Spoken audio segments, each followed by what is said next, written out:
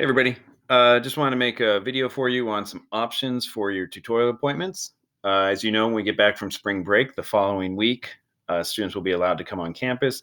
And we want to give you some options to keep track of how many kids are coming on so your room is not flooded with students. Now, you can use one of these two ways, or you can have your own way. It's fine. We just need to find a way that you can maintain through the rest of the school year so you know how many kids are coming into your room every day. So the first one is a basic spreadsheet. You can see here I have the dates across the top. I have the blocks of time and the number of kids that I'm going to allow. My room can only hold 10. Yours might be able to hold more. That varies from room to room. And I've gone ahead and blocked off two separate times on Mondays and Wednesdays.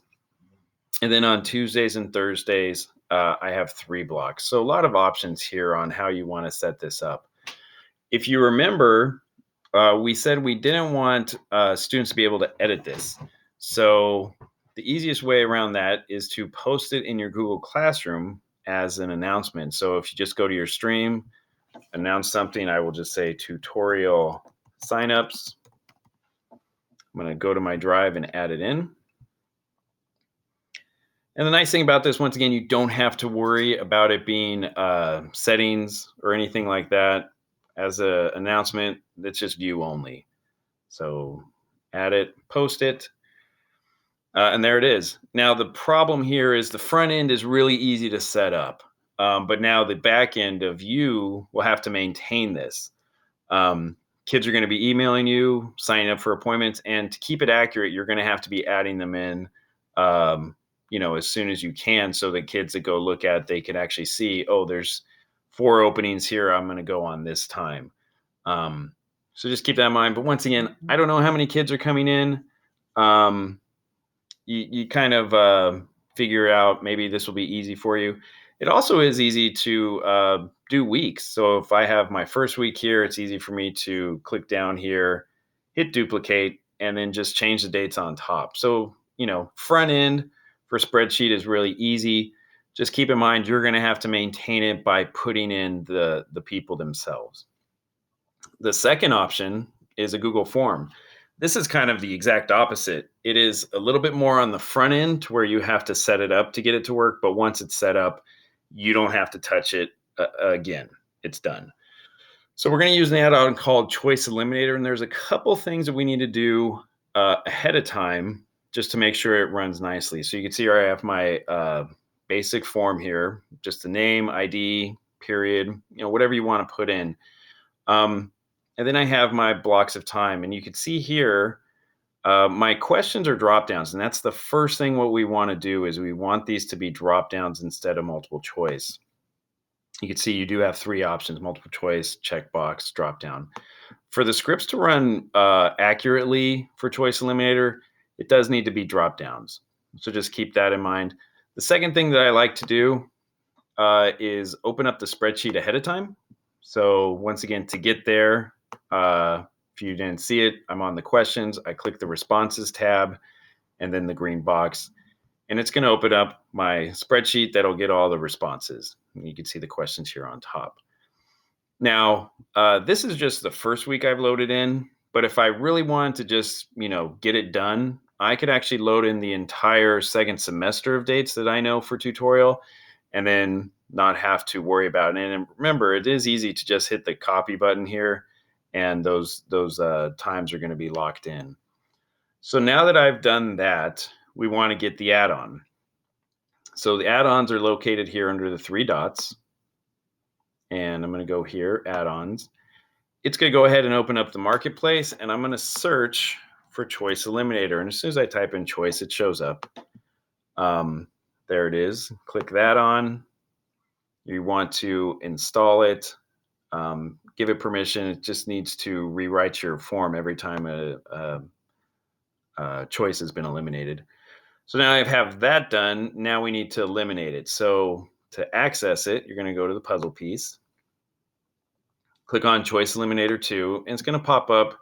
You can see here the configure button didn't show, and this happens. All you have to do is hit the refresh button, refresh the page, and it'll pop up. I don't know why. It's a bug, and it usually pops up right away after the second time. And there it is, configure. So now I'm going to click on configure. It's going to open up some stuff here on the right. This pop-up, if you don't want to read it, is basically saying use drop down instead of multiple choice. So I do not want to eliminate the period because, I need that to always be answered. I'm going to go down here to my first date, and I'm going to check this box that says eliminate choices. It's going to create some stuff. It's working in the background. It's working on the spreadsheet. It's doing some stuff. And then once it's done, you can see the little cog is now green. Click that. And it's going to give me my two choices. And I do want to set these to 10. And then I could click X out here. I always like to come down here, hover over this menu, and then click close. And I would just repeat the process. So click on the next day, check that box. Once again, it's doing its work.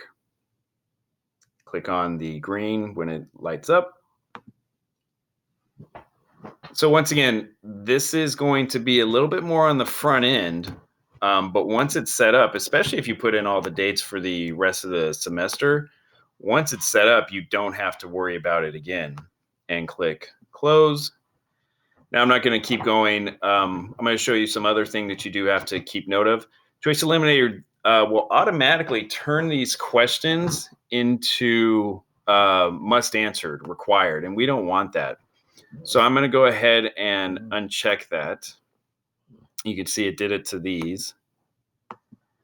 So just keep that in mind as well. You don't want to make these required because that will force the kids to show up or choose a date every time, and we definitely don't want that unless they want to. Now, to make sure everything's working right, go back to your spreadsheet, and you should see some hidden sheets get created. I'll refresh it.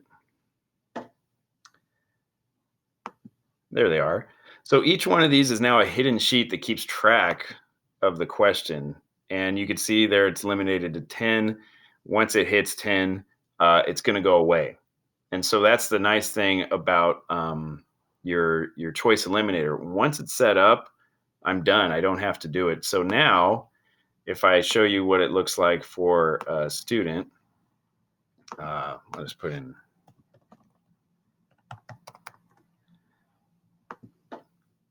I'm going to come in Monday at 1:45, and I'm going to hit submit.